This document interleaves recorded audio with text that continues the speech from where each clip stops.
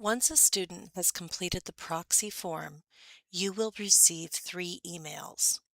They will all be from registrar@uoregon.edu, and the subjects are 1. New proxy confirmation, 2.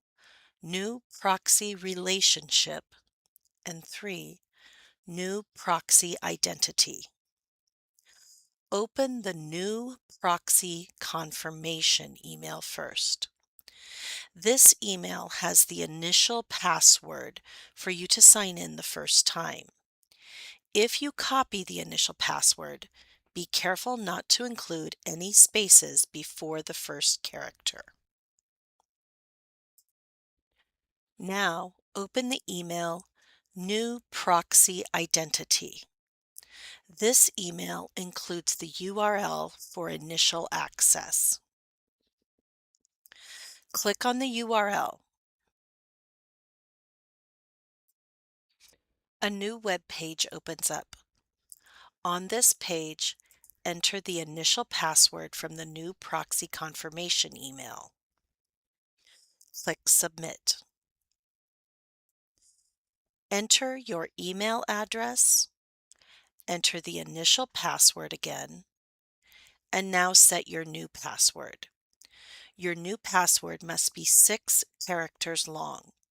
It must have a minimum of 1 uppercase letter, a minimum of 1 lowercase letter, and a minimum of 1 number.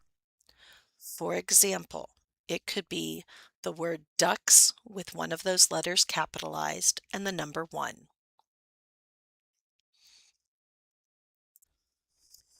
After clicking the Submit button, it takes you to the login screen. For the UOID, enter your email address. For the PAC, enter the new password you just set. You may get an error on the page after you hit Submit. Just hit the Continue button. It's required that you have your proxy personal information form up to date. Your first and last name are required. Enter your home email address, and you will also need to include your mailing address.